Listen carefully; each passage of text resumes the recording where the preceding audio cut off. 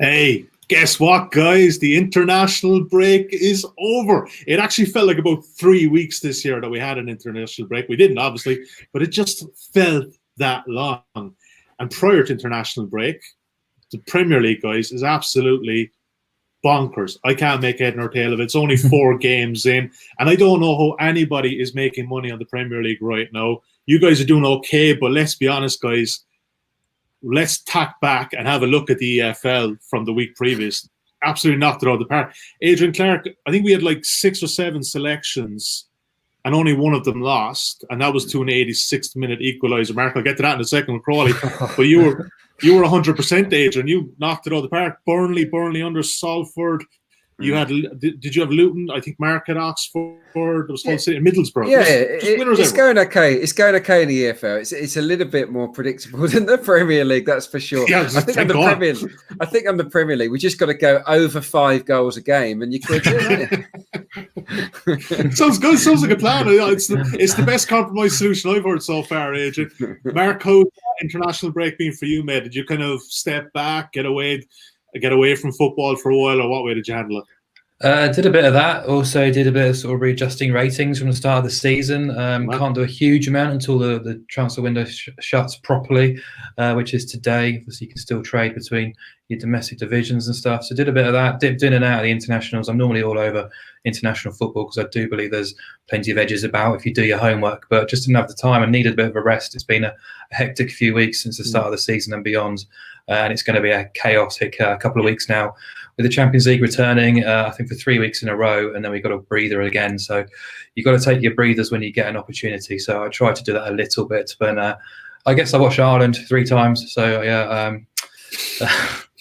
there's progress being made, but not much going on in the goalmouth. So, yeah, it's kind of frustrating. But, yeah, I guess you've got to take your medicine now and again. Well, to be fair, I mean, prior to Stephen Kenny taking over, they were obviously, it's cheaper than sleeping medicine or sleeping pills. So, I get what you, but look, there are positive signs. We won't spend too much time on that. Mark alluded to it there. The Champions League podcast is back next Monday morning. We're going live. Phil Kitramidis, Mark O'Hare, and Ian Broderick. And also, Adrian Clark, you're joining us on Matchbook Insights, your debut piece last night on Wednesday. So you're going to be doing a bit of EFL tips there as well, just to kind of space it out a bit. I'm excited. Yeah, no, it's good to do a bit of writing for you guys. And yeah, so I'm going to pick a couple of EFL games for the pod and a couple of alternatives for the column. So yeah, fingers crossed. The hot streak continues.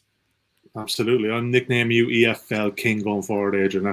You're basically the man. And then you've got Mark O'Hare there as well, just pushing along. He's got the stuff as well. All right, guys, coming up in today's show, we're going to preview Manchester City against Arsenal, the Merseyside derby, Leicester City against Aston Villa, Newcastle against Manchester United. We have to talk about Manchester United every week. Even if we don't have a bet, it's Car Crash TV. We've got to talk about it.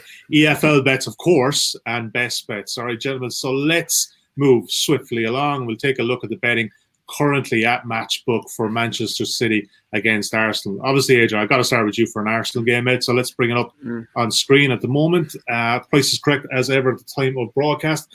Manchester City there just over 1.47 at Matchbook. Arsenal is 7.5. 5.2 is the draw. Arsenal getting a 1.25, 1.25 goal start on the Asian handicap, a 1.97, and a pretty high total, a 3.25. Adrian, Manchester City.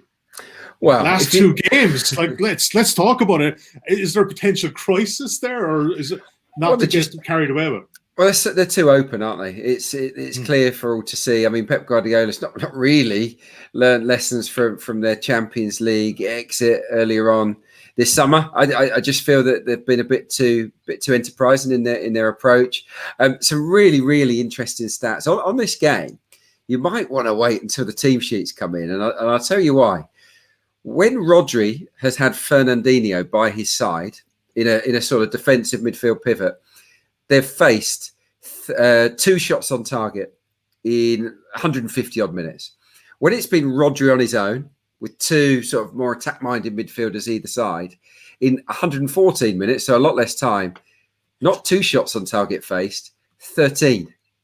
I mean, it's quite remarkable, the difference, really. So they've been very, very bold. I would be surprised if City go as adventurous in this game, especially in light of what Arsenal did to them in the FA Cup semi-final. So I think they will be slightly more cautious. If they're not, then maybe Arsenal at the price they are. I mean, goodness me, it's a decent price, 7.4. Certainly on the handicap, Arsenal would appeal. So yeah, it's a fascinating game. City usually batter Arsenal in this fixture. Let's be honest; they almost always score at least a couple of goals. But something's different, and I think that City are looser, and Arsenal will definitely be able to take a lot of confidence from that FA Cup semi-final performance, where they controlled the passing really smartly. They pressed very well. They exploited the weaknesses of City in behind and at fullback. So look, I think Arsenal will go there with a slightly different mindset. So I'm more confident now than in previous seasons that Arsenal might get a result here. You're definitely going to have a nibble on that 7.5, Adrian. Come on, you're definitely going to have a tenner on that. It's tempting. It is tempting. It really is. It really is tempting. But I'm looking at the +1 just to cover myself on the, just in case that they get a valiant draw, because Arsenal are still a work in progress. The +1 I think is 2.26, which is still decent value if you think City might slip up. And look, they were very vulnerable against Leicester for the press, weren't they, last time out? And they just lost control in midfield. If they did that against Arsenal they can hurt them for sure. Yeah, look, on the flip side of that, you could also lay Manchester City there at 1.5 if you want to, and plenty for it. Mark O'Hare, what are you thinking with this one, Manchester City? I'm kind of conscious, look, we're 4 games in. I don't want to be, making massive predictions on the back of, a draw against a Leeds United side, which is pretty good. Horrendous weather there. And obviously we know about that Leicester game. It's probably not one to be panicking on Manchester City just yet. No, I guess my bet for this game kind of flies in the face of the narrative flying around the Premier League at the moment, which is goals. 3.79 per game. Yeah, I think that's probably where I kind of like the angle here. If you look at the expected goals figures compared to the actual goals, there's a big difference there. Players have been overperforming, or goalkeepers have been not been playing so well. We've obviously had an increase in penalties as well, but I do find this game harder to unpack than I normally would when City play Arsenal. Adrian's right. City normally batter them, and it's normally quite an easy play here. But I just looked at under 3.5 at 1.8, and I thought that's a big line, and I can see reasons why I'd want to be on it rather than opposing it, because it was a more regular winner in City's games, home and away against the big teams of the Premier League last season than taking the overs. And it's also difficult to, I think, ignore the progress that Arsenal have made. Certainly from a defensive perspective, their underlying numbers haven't been great going forward. I think that's been well documented now a few times. But it's hard to not ignore what Arteta's done defensively. It's also hard to ignore the masterstroke he pulled off in the FA Cup semi-final, and also what they did at Anfield, where this bet would have landed if 5 minutes earlier, if Jota hadn't scored late on. Again, they were well beaten in that game, but I think we saw the crux of what they're going to do again here, which is, as Adrian said, they'll be aggressive out of possession, they'll press high, look for turnovers and play on the counter-attack. And I think the difference between what Arsenal are going to do and what City have done previously so well, City's press has always been really, really good, whereas this season and towards the end of last season, you kind of noticed maybe the energy isn't quite there because they're not pressing quite as well. And when you don't press as well, there are massive spaces in between the lines, particularly in that defensive midfield area, which Adrian mentioned as well. But as well, the team needs based. De Bruyne and Sterling missed out internationals in midweek. I expect them to be fit. Why wouldn't they be? Gabriel Jesus is on his way back. He's key really, because if they don't play with him, I just wonder where the goals are going to come from, because the lack of a striker has been an issue in the 4 matches that neither Aguero or Jesus have started since the beginning of 2018-19. Small sample alert, 4 matches. City have picked up 1 point. They've lost to Chelsea twice, lost to Leicester, drew with Leeds. So I think their issues are far more wide-ranging than just looking particularly at individuals in defence. I think there's problems out of possession and how the structure is playing together, and I think there's issues in attack as well right now. So obviously the first halves, or at least the first 30 minutes against Wolves, Leicester and Leeds, were superb from a City perspective, but they've just crumbled after conceding. And I think Arsenal will look at that and spot potential weaknesses, possible frailties. And I think they can cause problems in this game. And if they do score, then absolutely that handicap comes into play. Yeah, I just want to jump in and say I'm on board with the unders as well. I think that Arsenal will go. Obviously, the FA Cup semi-final was a tighter affair, and I do feel that Arsenal have the confidence now to go there with a game plan that they feel that they believe in. Basically, I think in the past that they've gone there knowing that they might get beaten, and it's worth considering since they lost to Brighton. Cast your mind back to June, disappointing defeat. No one's picked up more points in the Premier League than Arsenal. Which I found that stat out this week.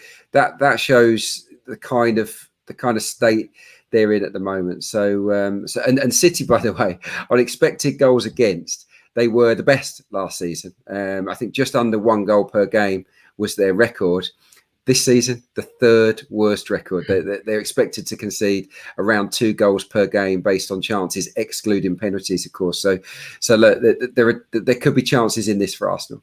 Just one more tiny little thing. This is a game on Saturday. We've just had an international break where a lot of nations have played 3 times in a week. The players are going to be tired. They're certainly not going to be tuned in for this. Some of them have been all over the world in South America playing World Cup qualifiers as well. So, fatigue is not ideal for a high stakes game like this. So for me, it's a case of opposing a high goal line in this one.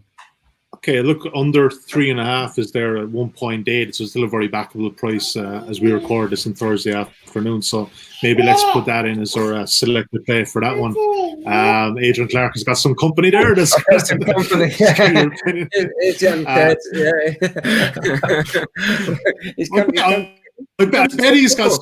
I bet he's got some really good EFL content for us as well. Like it just runs in the Absolutely. Like, ask him what he fancies in the Middlesbrough game this weekend. I will do. Right, guys, let's move on. And as Adrian's better half comes in to rescue the kids there, Mark, this will be us in future years, mate. We've seen during lockdown, kids don't really get the whole live streaming thing. They just arrive on the scene at their behest. All right, gentlemen, let's move on to the Merseyside derby. Look, I think like the Liverpool in general has been the headlines this week. We won't go into any of that, but this will hopefully be a welcome relief for residents on Merseyside. Current betting at the time of recording at Matchbook, Everton available at 4.1, Liverpool at 1.9, the draw at 4.25. Everton are getting a half goal start on the Asian handicap 2.03, and the total is 3. Mark O'Hare, I'll start with you first. I'm going to start with a date, October 17th, 2010, the last time Everton won a Merseyside derby. It's 10 years to the day that this game is going ahead on Saturday. This, however, is potentially one of the best Everton teams we've seen in a long time. They're scoring goals for fun, but it's just bad timing for the blue side of Merseyside because they're still getting a really good Liverpool seed who are coming off a 7-2 loss. You just feel so sorry for Everton fans. Like they never have any luck. But narratives aside, there's loads of narratives of this game. What's the betting Marcus telling you right now? Well, there's 2 that stand out to me. So it's 22 games in that 10-year spell that they've failed to beat in Liverpool. But at Goodison, they have been competitive. 7 of the last 8 there have been drawn, including last season when Liverpool went off at 1.67 without fans as well. That's the shortest price ever at Goodison. That's one of 3 games now to finish 0-0 between the 2 teams over the past 3 seasons at Goodison as well. I think 4 of the last 6 there have actually been 0-0. The other 2 were 1-1 and 1-0 to Liverpool. So yeah, I mean, it's not always a game to kind of. I think on paper it always looks like a really good game to follow, but for neutrals it's never really plays out that way. But I guess there is hope it can be a bit more expansive considering the 2 team starts. But I'm not sure it really will be, to be honest. I think the goal line being set at 3 kind of doesn't take into account, but this is a massive derby where stakes are higher. And I think, I can look at kind of both teams. You can pick out defensive frailties, defensive faults, particularly with Liverpool, but also with Everton as well. Shouldn't be ignored. So I think there is an assumption that this will be a kind of a goal-heavy game. Ancelotti's a bit more attacking-minded as well. So is Klopp, obviously, too. But I don't know. I still think it's an early start on Saturday. It goes back to the international weekend as well. This is not the kind of time and place to have a derby when you want to see the best of these players, where a lot of them will probably get back to their clubs on Thursday after playing on a Wednesday or Tuesday. Again, some of them from South America, some of them from across Europe as well. You're probably only going to get 1 day of preparation out of the players to work on shape as well as opposition tactical issues as well. So I I think this could be a bit of a damn squib, and I don't want that to be the case. So, yeah, I did look at I did look at under 3.25 goals. It's just taking that line a little bit further. If there's exactly 3 goals, we get a quarter of a stake winner. Anything less, and we're getting a full stakes winner. I like the idea of that. But also, I thought Liverpool, surprisingly, actually, their away record hasn't been great for a while now, and it's even goes on before they won the title. You go back to that Watford game where they got humped at Vicarage Road. Since beating Norwich in February, they actually lost 4 of 8 away games in the Premier League. Only 2 of those came after they won the title as well. They've only won 6 of 14 away last season by 2 or more goals. 6 of their 14 wins, I should say, were by 2 goals or more. So again, I kind of look to Everton at that handicap line. A 3/4 goal start, 1.83ish. I think that's fair enough. You only lose half your stake if they do lose this game by 1 goal. I still think Liverpool are the best team in the league, and I still think Everton have got a lot to prove to be in that top 6 contenders conversation, if you like. But I think this isn't possibly, as you kind of hinted there at the start, isn't possibly the best time to get the best out of them or Liverpool. So I'm going for unders again. Oh, I love this. You're bucking the trend. Everyone's going overs. The goal line markets are creeping up every week through the 5 weeks of the Premier League season. But Adrian, what are you thinking with this one? Where are you fancying? Well, it's 3 nil-nilers in a row in this fixture, so history suggests that this might be a damp squib. But I see a different Everton this time around. I don't think they'll ever have a better chance to slay Liverpool on home turf. They're well set up, I think, tactically to hurt Liverpool. With the highish line that they've kept of late, with the failure to deal properly with set pieces. Calvert-Lewin, we know, is great in the air. He's one of a number of players that are strong in that department. Calvert-Lewin and Richarlison, both rapid as well, by the way. So they're more than capable of running on to through balls in the way that we saw Villa punish them, and Arsenal should have punished them, and Leeds did punish them on the opening day. So I see a lot of reasons to like Everton at the price. I mean, over 4, is it 4.1? I think that represents pretty good value. But Liverpool are the better team. We know that, and Everton's defence and goalkeeper, I think, are still a work in progress. So yeah, I think both teams will score in the game. I don't think we'll see a 0-0. So that's one of my selections. I'd also be tempted to go with Everton on the plus 0.5 covering off the draw. So that takes it to 2.05, I think, Everton with a plus 5 handicap.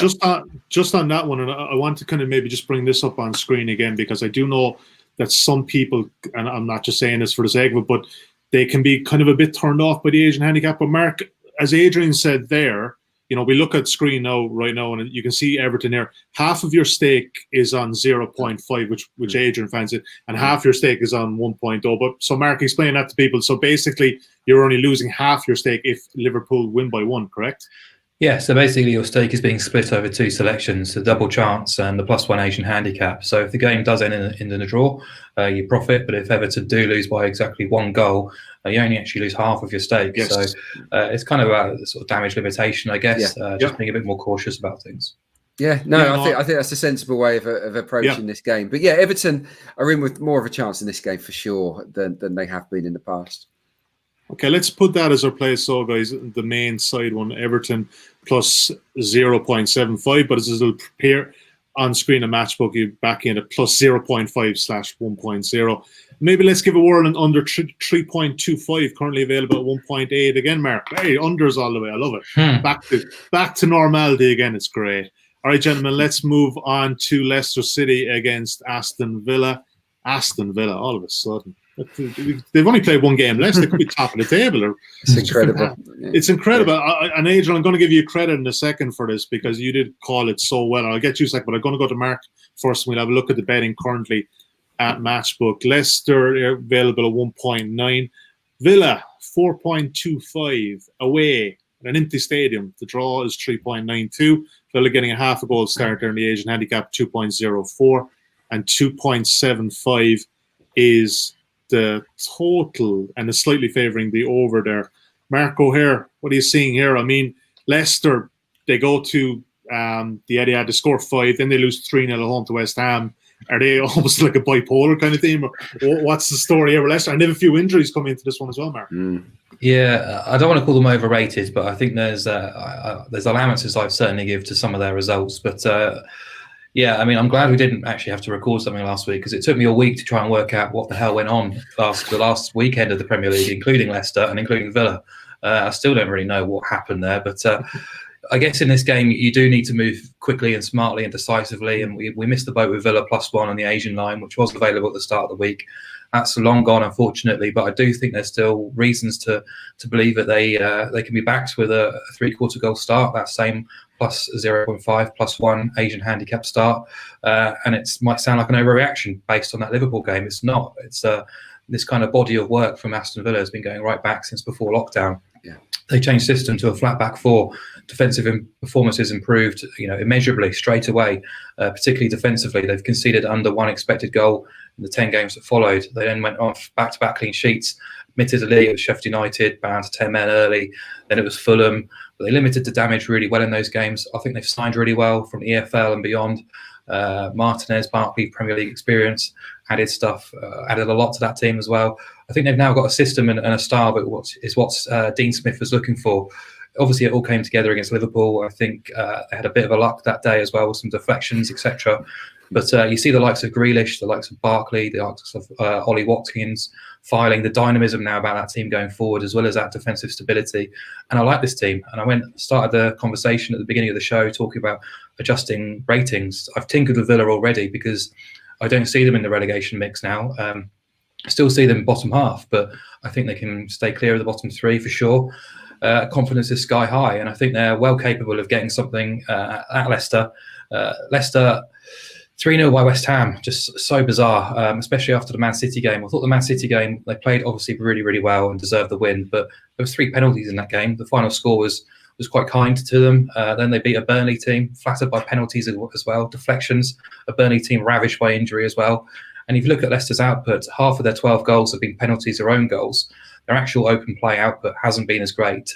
They are conceding chances. They are conceding goals. So they're not a team for me to trust just yet, even though this is kind of their spot where they pick up results. Leicester at home to bottom half size has normally been the go-to bet. So I can see why people might like them. But for me, I think Villa +3/4 of a goal is the way to go. Only Liverpool and United have beaten them by 2 or more since lockdown. They were hammered here 4-0 by Leicester last season, but they were 8.5 that day. Look at the price of them. They've halved in price because the market respects them. There's no crowd at the Etihad. This is an opportunity for them. So yeah, I like them.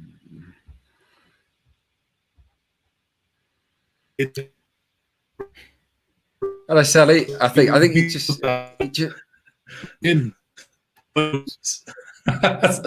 Sally's gone off. Sully, you just froze. You just froze a second there. Okay, cool. I'm back. Yeah, we've had one of these shows today. There's no one came into my room though, so that's something. Ollie Watkins, you highlighted him. Well on there. Yeah. Look, Ollie Watkins, I think is I mean, it's a brilliant individual performance. He's got that movement. I fancied him against Liverpool to cause them 1 or 2 issues, and I would see the same actually here against Leicester City. We saw what West Ham did to them on the break. Leicester, of course, particularly down the right at the moment, with Castagna, one of the best attacking right backs in the division. I think that he can leave space, and those are the kind of areas, the channels that Ollie Watkins likes to spin into. So I do feel that Villa can cause Leicester one or two issues in that department. I'm thinking along the same lines as Mark here. I also think Ndidi's injury will affect them in the long term. Leicester, obviously, Mendy's come in and done okay, but I'm thinking of Barkley in there, Grealish coming inside at times. I think they can really hurt Leicester City in this game. So yeah, and they've got that defensive stability with a good central defensive partnership blossoming as well. So for me, I like Villa on +0.5 or going with the same, was it on the 3/4 of the handicap that Mark suggested. I think that's a really, really good bet. The draw as well appeals, but 3.9 is a decent price for the draw, although Leicester not involved in too many. One thing on Leicester, another reason not to trust them, is that in 6 of their last 8 Premier League games, they've conceded at least 2 goals. So they're not exactly watertight at the back, and Villa, we know, are full of confidence. So for me, Villa can get something here, either the draw or to back them on a handicap. Yeah, I feel with Villa, they probably will regress back, like Mark said, but this may not be the week that it occurs, and I really like this angle. Villa plus 3/4 of a goal start. Right, Adrian, stick with you for a second, mate. Newcastle United against Manchester United. I mean, where do we start with Manchester United right now? It's a bit mad. I actually lost my screen sharing capabilities here at the moment, so I'm just going to call these prices out at the moment. So you can back Manchester United at 1.69 currently. Now, I know Newcastle aren't great. Yeah, exactly. So I know Newcastle aren't great. You can back them at 5.2. The draw is available at 4.3. You can back Newcastle with a 3/4 of a goal start at odds against 2.05. That may be the angle here. And the total is a pretty low one at 2.75. But 6-1 at home to Tottenham, that's going to live long in infamy at Old Trafford. Where do we go with this Manchester Well, it was United horrendous. Team? Well, Harry Maguire, I mean, the best thing that could happen to him is if he is injured. After what happened to him in the England game, he was limping, wasn't he, just before he got sent off. I think it'll be an absolute result for him if he just sits out the next 3 or 4 weeks. Yeah. He will become a better player for it, let me tell you. No, I mean, with Eric Bailly injured, I think, on international duty, it kind of just leaves Lindelof. Who else is going to play centre-half? I mean, they really are down to the bare bones. And they're up against Callum Wilson, who's got great movement. He's in form.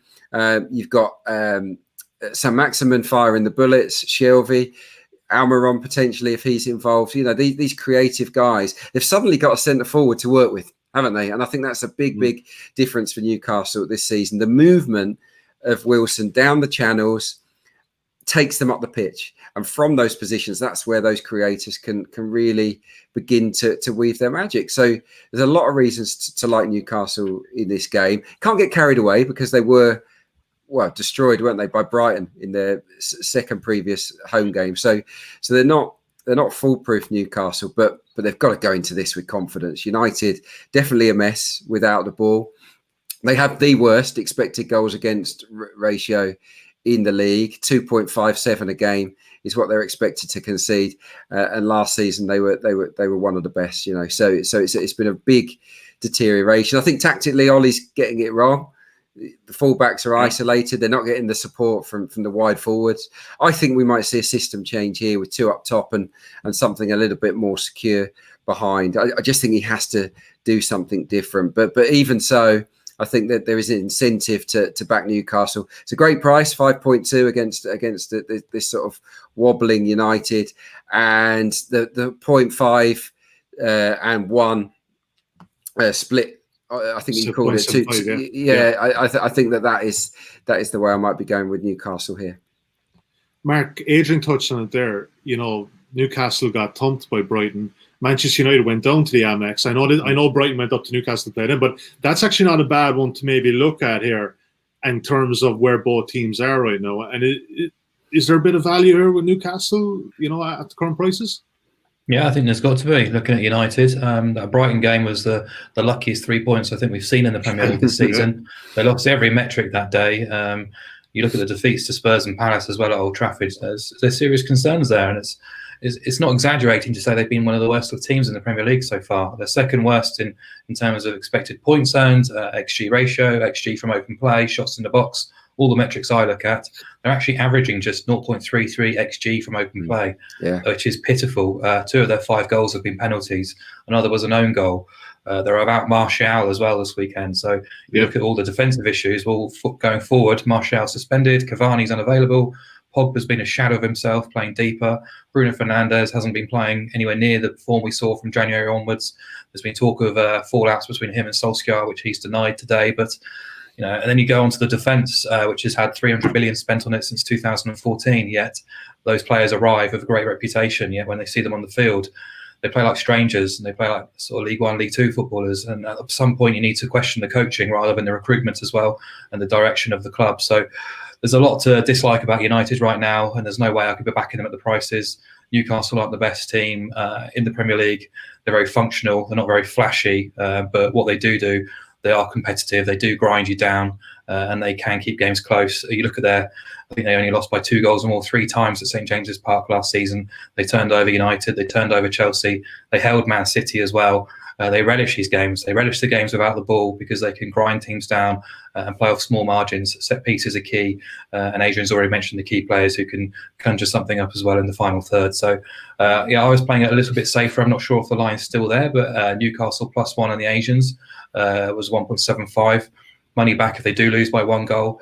We have to expect a response from United. However, it's hard to see it, isn't it? So I wouldn't put anyone off backing Newcastle with a 1-unit play just to win the game as well.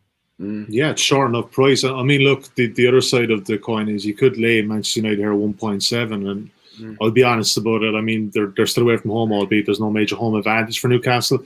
But I don't know, there's just so many question marks there. The backing a team odds against away from home in their current form is just, it's a quick fire way into the poorhouse. From what I can see. It is, but United, their away form is actually quite respectable, even though results have been okay away from home, but performances have been fairly abject. So, I'm sticking with Newcastle to get something out of this. Yeah, maybe. Yeah, so look, let's take a small bit of extra security with that, Adrian. We'll just jump up to 1.0 and we can get about 1.73 currently. So let's maybe just take that. And thereafter, before we get into EFL bets, guys, I just want to do a quick recap that because we're half an hour into the show. So for the first game, Manchester City against Arsenal, we're going to take under 3.5 at 1 point. I think that was 1.8 as well. We're going to take Everton plus 3/4 of a goal starting the Asian handicap. So that's half on 0.5 and half on 1.0, and we're also going to take under 3.25 in that game at 1.8. Villa at plus 0.75 again, half at 0.5, half of 1.0, and Newcastle plus a goal. Don't forget, a match week you can do your Atkins as well. So if you think that they're all going to win, then feel free to do. But let's be honest about it, we're 5 weeks in the Premier League season.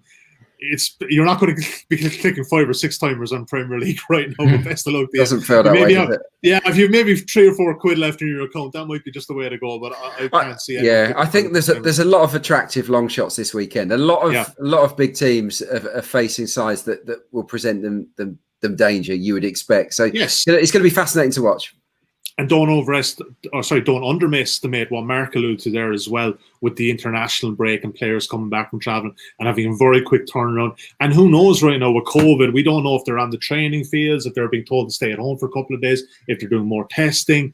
There's just a lot of unknown factors there. And we won't stay on that, but let's get into my favorite part every week, EFL. Adrian, you touched on it already. You already have some selections up at insights.matchbook.com. We won't talk about them.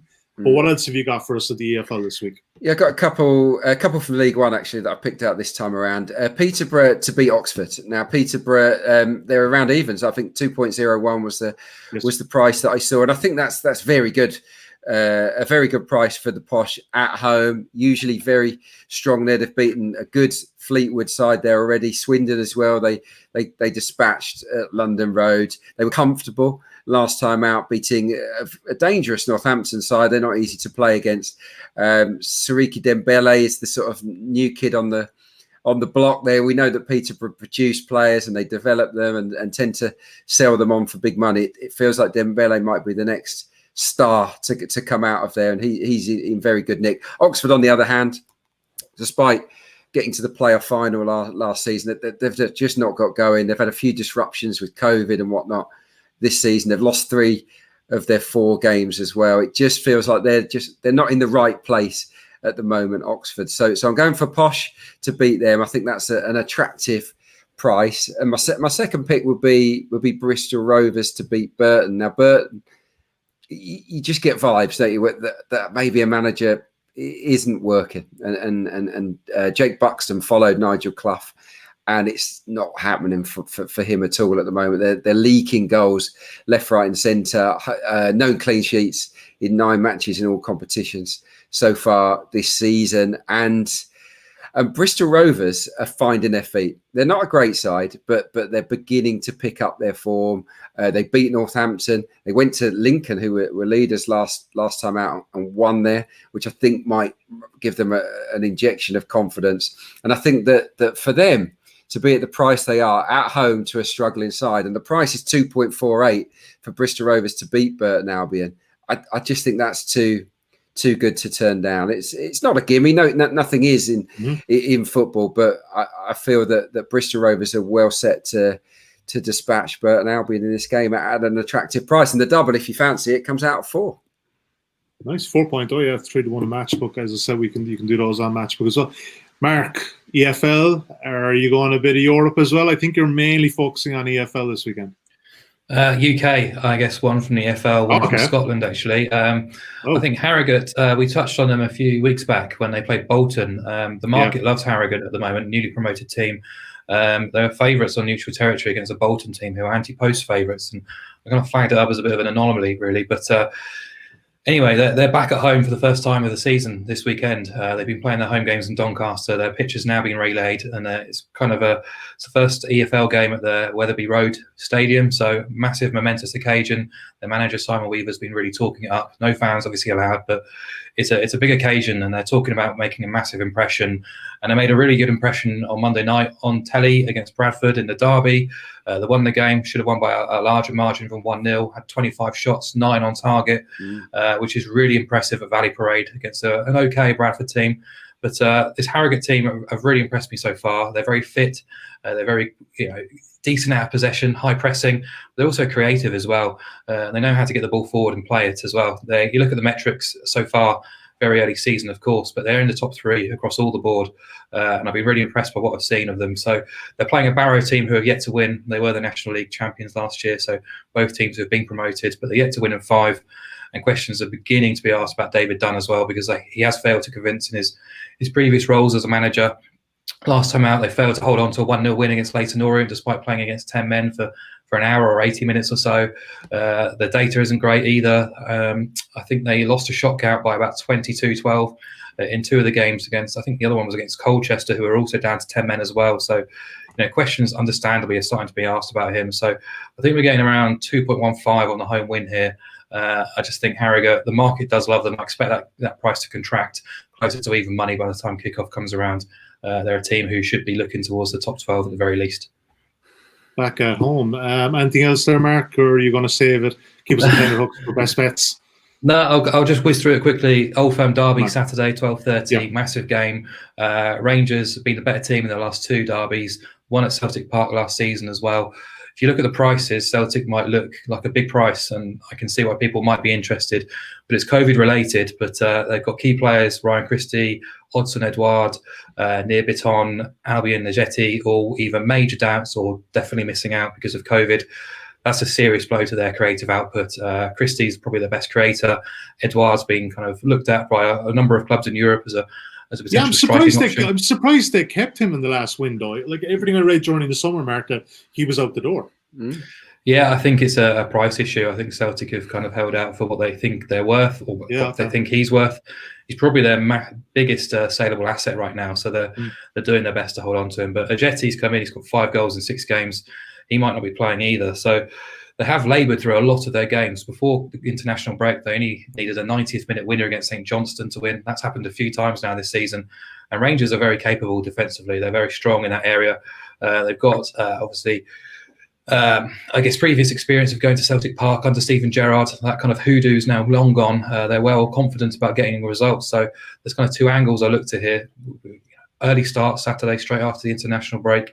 Games between these 2 teams have been pretty tight in the last couple of years since Gerrard arrived. You kind of look to the goals market. I'm surprised it's expecting goals. So I'd be looking at unders, under 2.5, around 1.88, 1.9. Plus Rangers with a quarter goal start at 1.75. I don't see this being anything other than a really keenly contested contest, possibly a 1-1. I think Rangers can definitely come out on the right side of it, though. All right, Rangers, blue side of Glasgow, will be happy, according to Mark, on Saturday morning. Right, gentlemen, let's move on. Weekend best bets. Right, Adrian, lay it on us. Where are we going? Well, I'm going for another Premier League game that we chose not to cover it in detail. I just think that odds against Sheffield United to beat Fulham at home is a standout. Now, I know that Sheffield United are winless at the moment. I know that results haven't gone their way, but it's been fine margins. I don't think they've played that badly. They were very competitive against Arsenal. They battered Leeds. I mean, Leeds keeper was man of the match in the one that they lost 1-0. I think they're playing better than the results have suggested, and that they're due a result. And look, they're welcome Fulham. They've got a lot of new signings that are still to gel together. I know that Fulham were better last time out against Wolves. They kept things much tighter, but I do feel that Sheffield United are a significantly better side than Fulham. And at 2.11, with Rhian Brewster, of course, potentially making his debut, very exciting young player to come into their side. I feel that's a really, really attractive price on the blade. So that's my pick. Oh, yeah, he's a good signing for them, Adrian, isn't he? He's a talented boy. Yeah. I thought he would be a good backup for Firmino this season. I thought he'd get a lot of game time, but they've decided to cash in, and I'll be surprised if he's not a hit at Bramall Lane. And he could be the type that gets off to a flyer against a Fulham side that are quite weak at centre half. I've got to say, they no matter which combination Parker is putting out at the moment, that they always look like they've got a mistake in them. Yeah, they've only just come back up, and let's be honest, Bud, they're probably just going straight back down as you predicted, Mark. What's the best bet of the weekend for you, mate? Sweden goals on Sunday afternoon. Yes. Okay. Varbergs against Norrköping, over 2 3/4 goals is 1.8. I think that's a decent bet for me. Sweden, the Allsvenskan, normally a good league for goals. Not quite as healthy this year as it normally is, but Norrköping certainly are great for goals. Their matches are averaging just under 3.5 goals per game. The XG is up at over 3 expected goals per game. No team in Sweden has seen more shots in the penalty area than Norrköping. That's in both boxes. You look at their just raw results, 15 of 23 have featured 3 or more goals, 40% gone over 3.5, 78% both teams scoring. Away from home, 9 of 11 over 2.5, 10 of 11 BTTS. They've only actually failed to score once this season, and they're going away to a Varbergs team who have scored in all 11 of their home games, 7 of which have gone over 2.5, 8 of 11 BTTS. And more importantly, this bet has landed profit in 6 of their 8 against the top 6, as well as Norrköping's 6 of their 8 against the bottom 6. So Norrköping, I think, around 3rd in the table, still looking up to try and get in the top 2. Varbergs just above the relegation zone. So expecting a bit of entertainment in Sweden. Having a Swedish bet in I'd say about 9 months, Mark. This is great. New normal. Bring it back in, mate.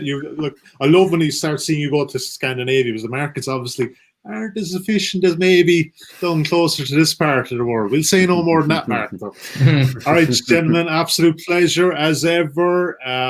Premier League has been an absolute blast this season. Potentially, we could have another fantastic weekend.